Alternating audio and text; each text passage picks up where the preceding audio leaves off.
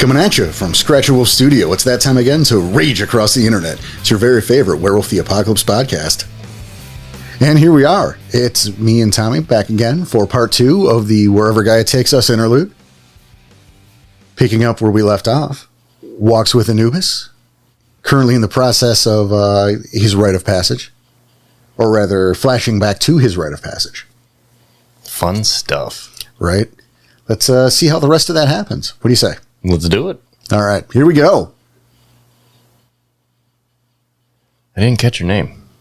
Bruce. Nice to meet you, Bruce. I'm Dante. Nice to meet you, Dante. So just that room over there. Pointing. He points again at the window in question. Other side of the fence. First window you can see from the side. Okay. I will, assuming it's like a cul-de-sac, or like there's a bunch of houses that are kind of next to each other. Oh, it's very residential. Very residential. I will go in between two houses and go to the Umbra. Okay. You step sideways with little difficulty. You can see Bruce kind of fading in from across the street.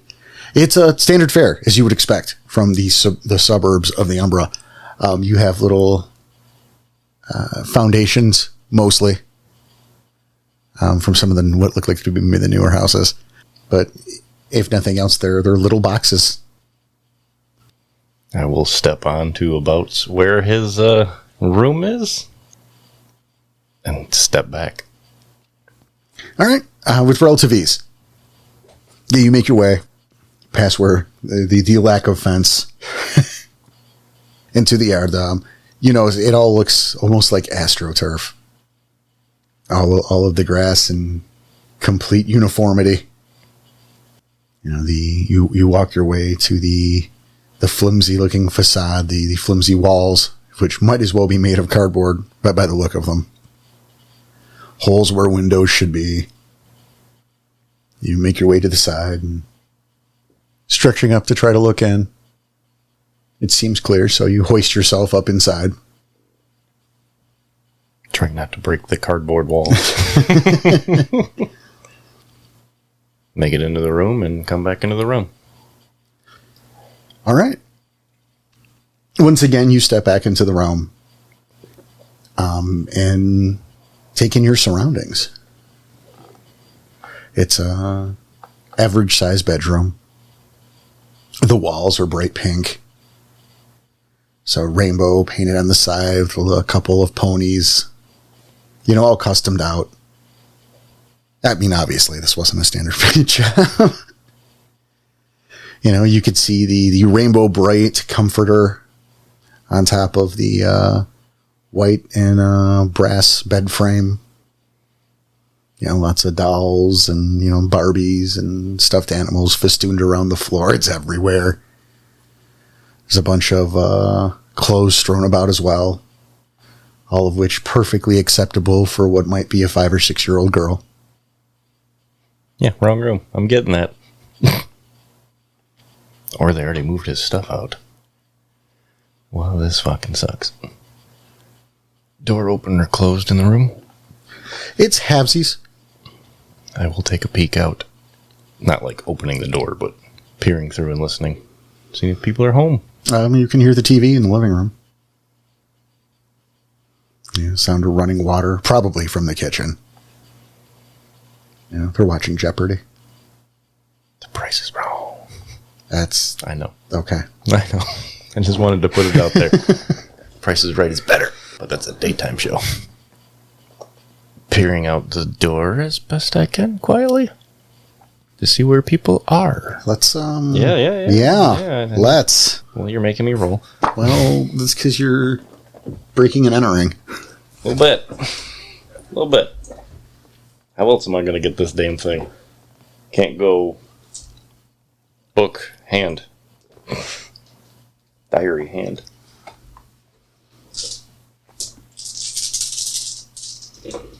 3. Okay. What are we trying to do? See where everybody is. You peer out the door into the hallway. You can't see anybody. However, I'm going to give this to you because I'm a good friend. you do see there are some family portraits on the wall. It's a lovely black family. Husband, wife, little girl. What? Perfect ambiance, though. Right? Yeah, it is. Damn. All right. Well, on that note of seeing what I'm seeing, I will back up, pop back into the Umbra, leave the facade of the house, and then back to where I was and pop back into the realm. Or not even. I will actually go talk to him. If he said he was kind of fading in and out. Yeah, he's there. Yeah. That's not your house anymore, bud. Or it wasn't your house. That's my house. That's my room. He points to the window. Judging by the portraits in there, it is not. That room is now a 6-year-old-ish girl's. No, you're wrong. You're confused. By all means, go. You promised. You talk to my mother. You tell her. What's your mother's name? Her name's Mary. Okay, we'll figure this out. Make my way back between the houses to pop back into the realm. Okay. I am going to look for... I doubt you'll give this to me. Yellow pages on the porch. No, absolutely not. Never know, it could have been delivery day. I was hoping. I love how you're thinking of it and you're reaching, but... I'm reaching, I know, and I even said that. I hope you give this to me, but you won't. No way. So still being in the 90s, though, last names are usually on mailboxes. The sun has just set, so they're still around. I will go up to the door and give a knock. They're watching Jeopardy. You know that much, you goddamn cat burglar.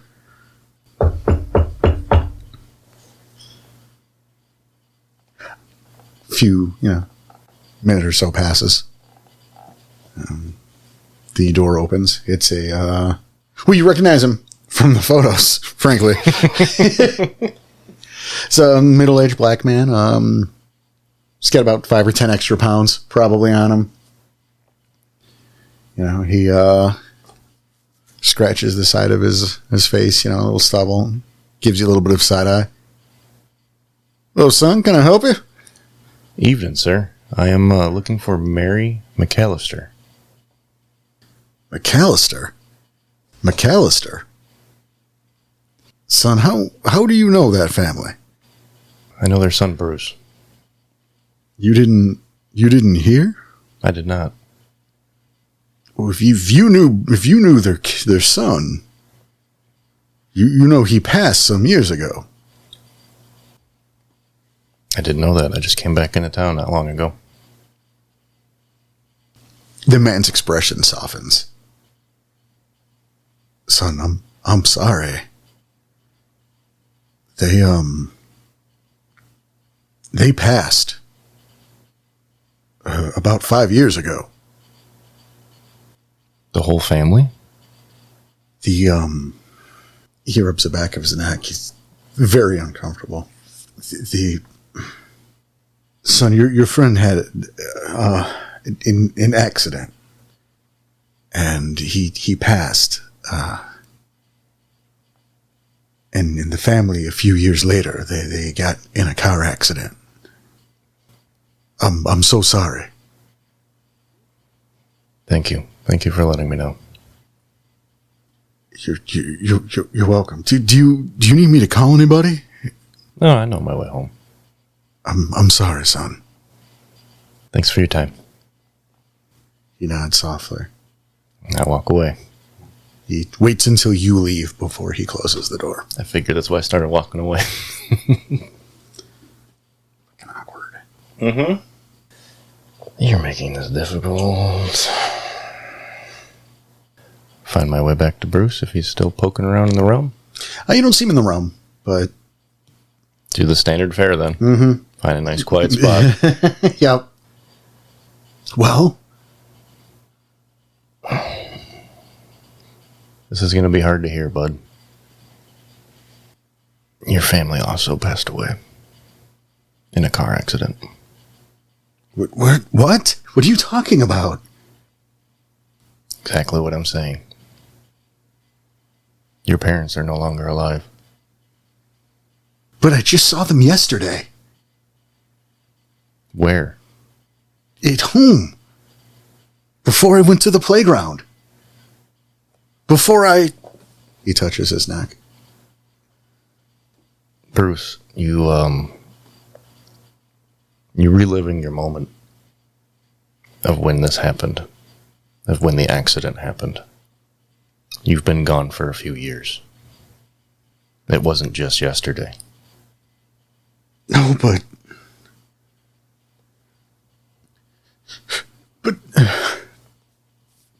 he looks around left and right as if tracking the movements of something that isn't there.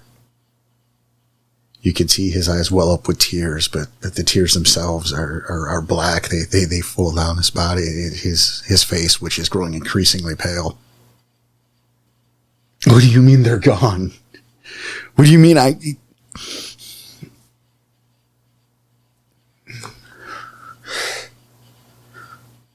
It doesn't make any sense. I know this is hard to understand. Even I don't understand. But from the information I got from the new homeowners, your family has also passed on.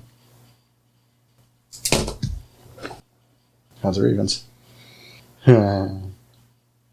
Odd. Did I get it? He looks more and more distraught, looking around frantically. He falls to his knees, punching the ground. He looks up at you, black tears streaming down his face. But if that's true...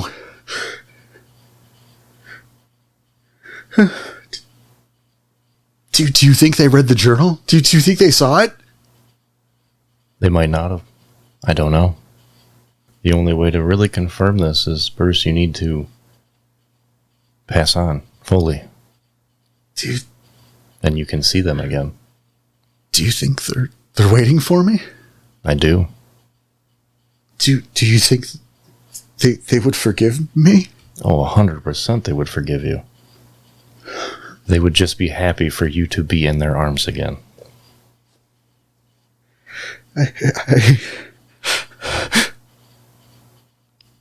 He puts his head in his hands for a moment. You can see him visibly sob. He looks back up and the black tear lines are gone. Now simply just normal tears. His features look less exaggerated now. Less gone, he looks more like he did when you first saw him. He slowly stands once more. There's a calmness in the air. Go see your family, bud. They're waiting for you. He seems to look over your shoulder. Thank you, Dante. Hey, maybe it's better this way. I can... He looks past you and starts walking in your direction. He gets uncomfortably close, his body actually passing through yours. What's that feel like? Cold. You feel a deep chill. And I shiver in turn. And as you go to turn, you see that he has disappeared entirely. May you rest in peace, brother. As I make my way back to Strides. And back to reality. The rain lets up somewhat. The massive torrent now calmer downpour. It's peaceful. Bodi gives a bit of a nod hearing that story. Yeah, those can be a little rough. You handled it good though, man. I don't know how many ghost encounters you've had since, but something like that could have got real violent real quick. I could see it getting close with the way he started reacting when I gave him the news. You did a good job, though. I didn't know what to expect, obviously. Well, it's the rite of passage for you, you know? First time dealing with a ghost. Exactly. I'm still uncomfortable around them. Will that ever go away? Probably not. At least it was relatively cut and dry. Thankfully. Yeah. My first one? Shit. The guy had convinced me that his brother had fucking killed him to steal his wife, right? Ooh, this could get messy. Yeah, it turns out that, like, ghosts don't always tell the truth. So he wants me to avenge the murder. Come to find out, the guy was stalking the lady the whole time. Didn't even know the guy. I just killed an innocent dude for shits and grins, apparently. Not even his brother. Not even his brother. Oh, boy. Right? I come back to the ghost and he's laughing his ass off, you know? Serves him right. You know, if he can't have her, no one else can, dude.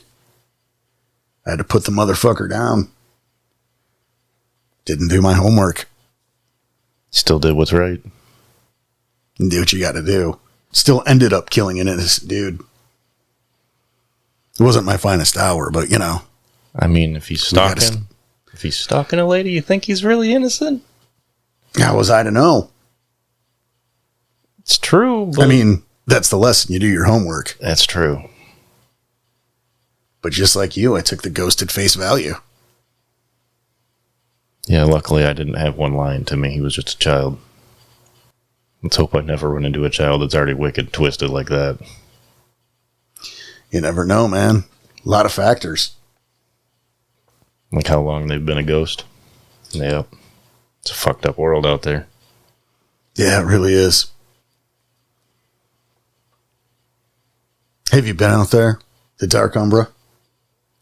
I haven't had the pleasure yet. I've heard some stories, though. When the time comes, I'm sure you'll have some of your own.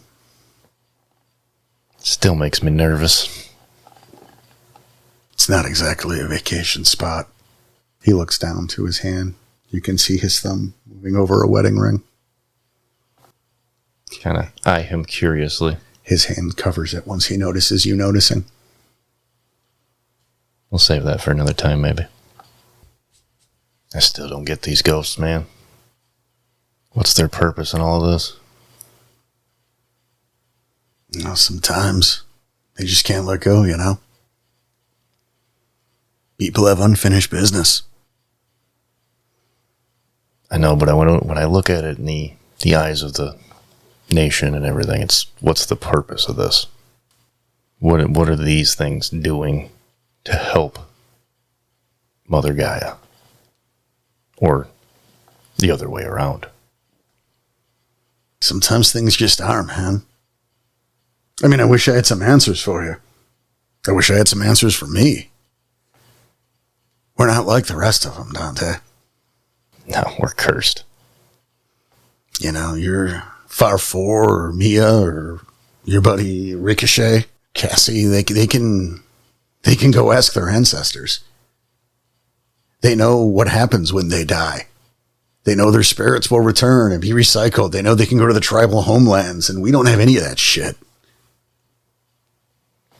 All we have is what we know now. There's no leaning on our ancestors. There's no asking our fucking forefathers. We don't even know what happens when we die. All we can do is what we can, man. Just do your best.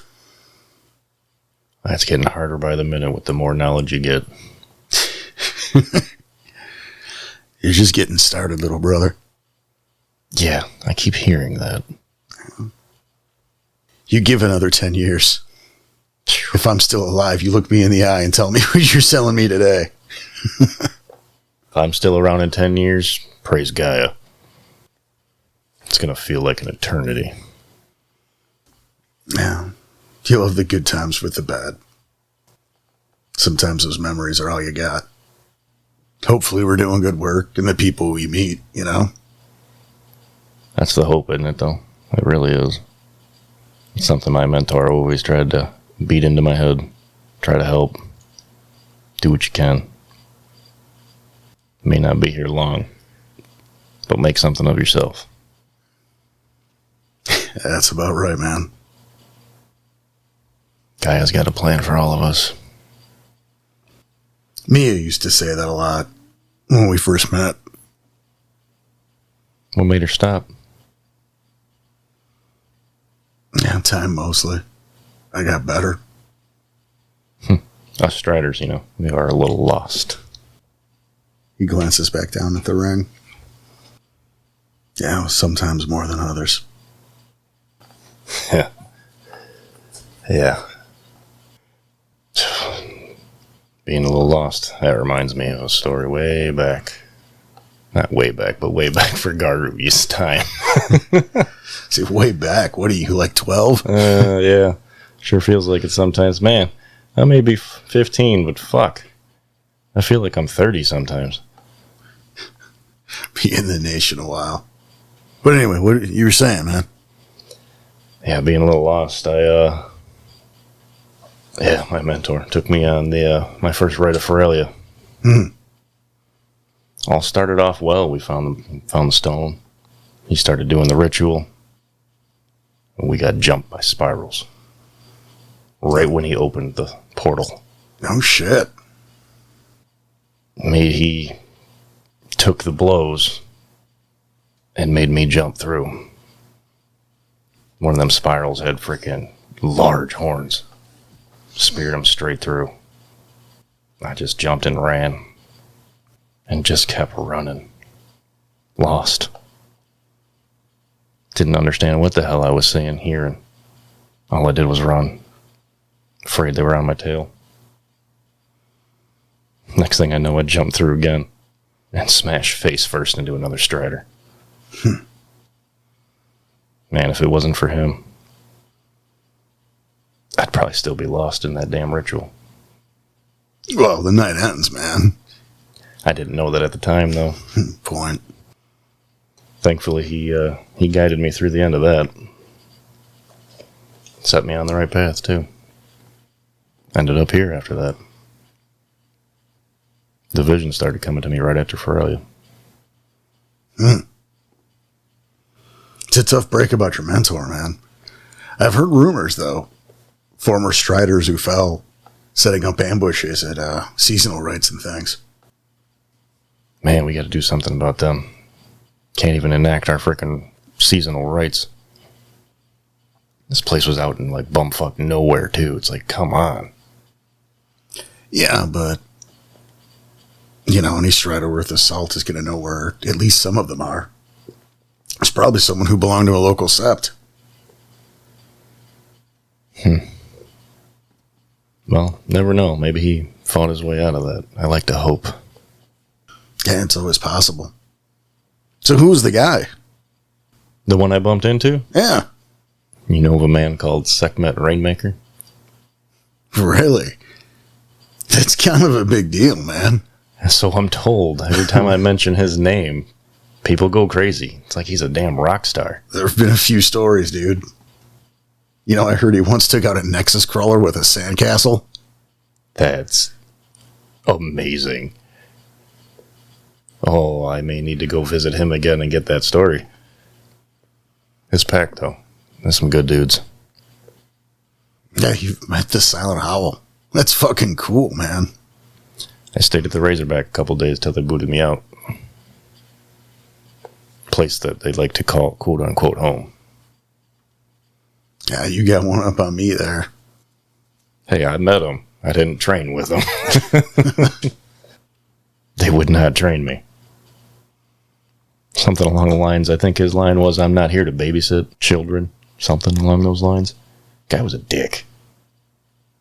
But I'm a cub. Yeah, they took you in, though. I mean, at least it was that. That's what I'm saying. He had a way with words. Unlike his his packmate, Sage. He's a mute. That guy was so hard to understand. Yeah, the stories definitely get around. Of course, you'll make your own in time. This pack sticks together anyway. Phew. Hey, fingers crossed, man. I didn't earn this name for nothing. Seems everywhere I go is death. That's just life in the nation, brother. But don't worry, man. Even if they don't stick together, packs, they're a lot like bands. Some stick together for years and years, Some only last the length of a decent song. Well, fingers crossed. Yeah, if this one don't work out, you'll find another. That's what we do best, though. Keep on moving. Sometimes it's all we can do. Well, shit, we're still awake here, man. What else you got? You said something about meeting Mia. How'd you two meet?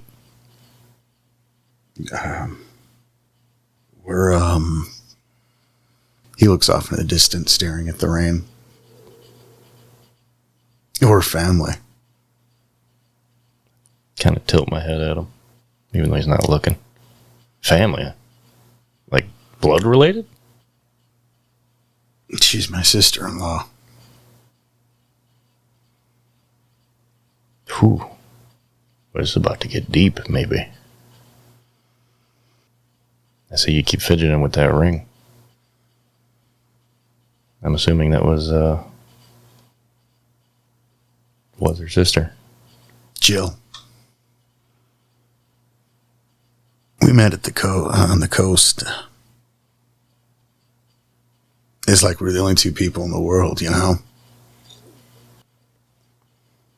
It was good. We were happy. Yeah, I took her with me on my travels for a while. Just her and me traveling the world. And she got pregnant, so we brought her home, you know, to have the baby, and there were complications. She didn't make it. Neither did the kid. I wasn't there for it. I was on a fucking job. So when I got back, I got to meet my sister-in-law, bury the love of my life. Me and I have been traveling together ever since. Dante, he gets up, you know, puts like one arm around his shoulders and kind of, my condolences, brother. I appreciate it. At least you met Mia. She's badass. Yeah, she doesn't take no shit. I like that about her. She's a lot like her sister. You're right, though. She'll fuck you up. Don't mess with her. Saw that in the little training sesh. That is one woman you don't want to trifle with. Yeah, she's got a soft spot for kids. She's been going easy on you guys. Good to know. Jeez. I won't ask her to take it seriously. I wouldn't say it too loud. I think Far 4 is afraid of her, even. To even scare Far 4. Wow. That's saying something. That man's scary. He's got his moments, man. Of course, your Kung Fu grandpa ain't no slouch either. Have yet to really see him unload. I was there that first night, brother. Yeah, we weren't there to see how it happened. Just saw the aftermath. Fucking... just a shadow between the trees, dude. He probably could have thrown at all of us if he wanted to. Having the drop on us and all. I've heard about this the fighting style that they can use. What was it called? Kailindo? Yeah, Kailindo. I've not witnessed it yet. I'm sure that's nothing to mess with. Yeah, it's a big stargazer thing. Dutcher talks about it every now and then, but I think he's full of shit. But then you just witnessed it. I haven't seen him doing it. Yeah. So wait, he talks like he knows what it is, but doesn't use it? Like he's been trained in it? Well, he knows what it is, yeah, but he's talked like, he talks big about it. I've never seen him use it. Maybe he still needs a training. Yeah, like I said, I think he's full of shit. Well, hey, little dude, it's been good talking to you, but I think I'm gonna go get some rest. Don't stay up too late your own self, yeah? I'll try. I'm just going to hang out here for a little bit still. Still not tired at all. Maybe this fresh air is going to help. Offering a bit of a nod, Bodi walks back inside the house, careful to keep the door as quiet as possible to allow the others their sleep. Dante's mind wanders once more, kicking your feet up on the swing. Your mind wanders back to the earlier days of your training under Darius. It was the middle of the night. Some small town in middle America. You remember hearing the crickets chirping. It was early summer. The air had that smell about it. Everything was fresh and new. The greens were that much richer. The air was crisp. You found him leading you to a small town high school. A tan brick building. You know, the fighting penguins painted out on the side of the wall.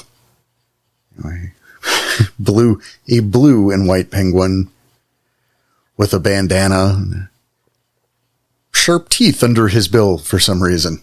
Too cool for school.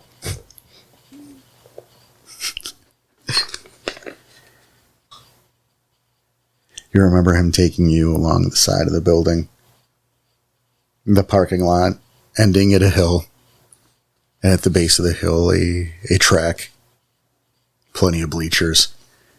It looked to be in pretty good shape. Well maintained. You know, the facility seemed up to date, clean.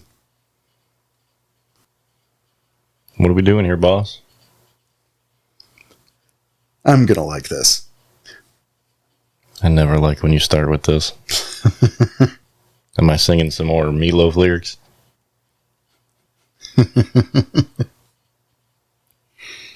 Not today. Today you're gonna take a lap. Come on.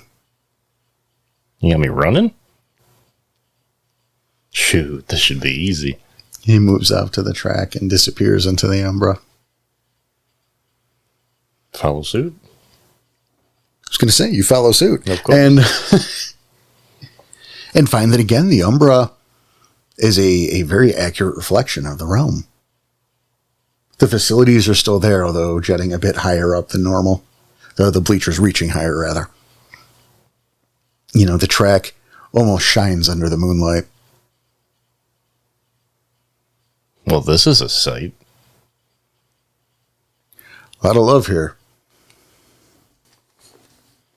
You know, local sports and all. And I thought this would be a good place to teach you a little trick. I'm all ears. I hope you're more than that. Strides in Shadows takes a knee. He looks off to the distance and rummages through his jacket, through one of the many tiny little bags full of reagents that he keeps there. Pulling apart one of the tiny Ziploc bags, he pulls out some animal hair. Gently blowing it into the wind, he whispers something inaudible. And out in the distance, you sense movement. Two glowing lights, about the size of silver dollars, just in the periphery. They linger a moment and grow closer as the figure steps from the darkness. It's proud and elegant, a cheetah spirit. Its lithe frame moves quickly, directly up to Darius. It looks to you, and then to the one who summoned it. I bow to it as it looks to me. Hello, old friend. This is my apprentice, Dante. I was hoping that you could. The cheetah stands. It looks down at the kneeling Darius. Then he can ask. The cheetah looks to you. I like nudge Darius. What are we here for? You're here to learn a thing. Or a wise cheetah. I ask for your blessings. You wish for me to bestow my gifts on you? You don't look like much, little wolf. How shall I prove myself to you? It looks to you, and then to the track around. Let's see what you got. You're on. Strides in Shadows stands up and walks off of the track, off of the bleachers. That's just Lupus. All right. We'll see what you got. And if you can beat me, I'll give you my blessings. I'll even give you a head start. I have a feeling I'm going to need it. Then you better get running, little wolf. And at that, I bolt. As fast as I can. Running at full speed, you make your way down the track. You feel like a leaf on the wind, soaring at speeds you never thought possible. You strain every fiber of your being, every muscle you have. You can't believe the speed you've managed. You look behind you, wondering just how far just how much of a lead you have on this poor cheetah who was foolish enough to give you a head start. You start to turn your head behind you only to see the cheetah effortlessly dash on by. The dust kicks up in your face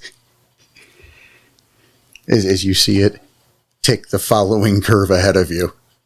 It's as if it had the head start all along. Just keep on trucking. Undaunted, surely this was just a temporary burst. You are Garu after all. You keep putting the pressure on, straining with all of your might. You hear a sound coming from the right of you now. You go to look over as the cheetah laps you. You swear you could almost hear laughter in the wind as he glides on by.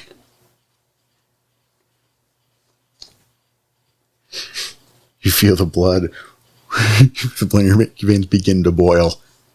Rage is starting to get the better of you. You press on. 3/4 around a lap now.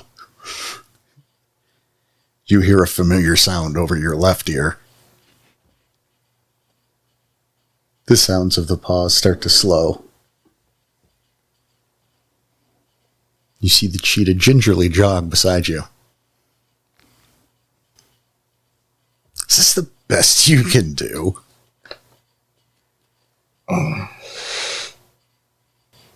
Kind of a grunt and a growl and a yip as I'm straining to run as fast as I can. The cheetah speeds up just a little bit and runs a full circle around you. Why is it you want my speed, little wolf? To run from your problems? To meet my problems head on. Faster. And what kind of problems do you have, little wolf? To be faster to save my family. My friends. To help find my mother. The cheetah slows a bit. Its pace somewhat less taunting, more intent to keep up rather than mock. Go on. I've had far too much loss in my life. 'Cause I'm too slow. What would you know of loss? What loss do you have? Losing my father and my mother. Father died before my eyes.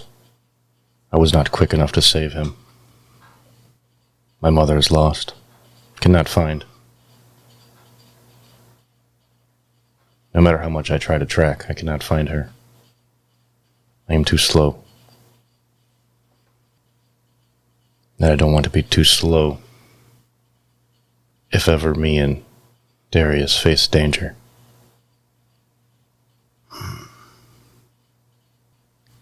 Come, little wolf. The finish line is just ahead. Cross it with me. With that, the cheetah runs once more toward the finish line. You find yourself able to keep up, but only barely. Be it the kindness of the cheetah or sheer willpower, perhaps you really were that good for the very last stretch of the race. Who knows? But nonetheless, you both simultaneously cross the finish line. You're panting, gasping, trying to find your breath, hoping your heart doesn't explode. As I collapse. All right. You collapse, laying there, just gasping for air. The cheetah stands over you. Go with Gaia, little wolf. And go with my blessing. He reaches a single paw down to your chest. You feel a little bit of pressure. You wonder for a second if he's going to just stand on you. But a small blue light emits from his paw, as if transferring into your very heart, and the spirit itself disappears. That was rough. Honestly, Dante, I think he went easy on you. You call that easy? I truly do. Oh, I'm afraid for my future endeavors. When I went to learn Mother's Touch from a bear spirit, the thing had me hunt salmon for it and its entire family. I was there for like a day and a half before it was finally satisfied with the amount I was feeding it. That couldn't have been easy. Not in lupus. Made you do it in lupus. Even harder. You had to catch it traditionally, didn't you? Yeah. It's all about tradition. Of course, all you had to do was lose to a race with a cheetah. That ain't so hard to do. I've seen you run. Well, you fancy a race now? Oh, please. You think I don't know that gift? How do you think I knew to call the spirit? Fair point. You're going to be all right, kid. I mean, here, obviously. Just give it a minute. We'll get you some water. But the way you handled your right, the way you're learning your gifts, you're going to be okay. Honestly, all thanks to you. Hey, we all do our part. Someday you'll be doing this for another cub. You're going to meet a lot of Gaia in your travels. You'll join a pack here and there. You know, maybe stick with one for a few years if you're lucky. But they ain't all like us. And especially with you being a Thursh and all. You're going to have Garu who just... They're going to want to take advantage of your abilities. Don't let people see everything you can do. Not until you're sure about them. Better protect yourself that way. I'll have to remember that. Yeah, you fucking better. And who's going to be here to wipe your ass for you? That would be a funny sight, though. Now, come on. Let's get a Slurpee or something. That I could go for. I'm dying over here. Now get yourself back up on two legs. They ain't gonna let you in the building like that, huh? Come on, I could be your pet dog. With that, I shift to Hamid. As you start to get up, he tosses you his walking stick. Here, lean on that for a little bit till you catch your breath proper. The two walk off into the distance. And with that, Dante once again comes back to the present day. A smile on his lips over a good memory. He absentmindedly twirls the walking stick. A gift from his old mentor.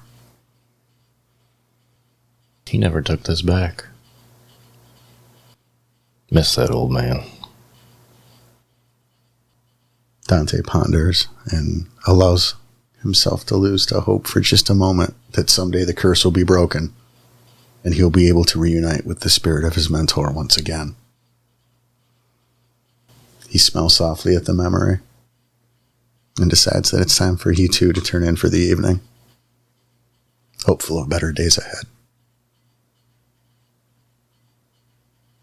And that'll do it for now.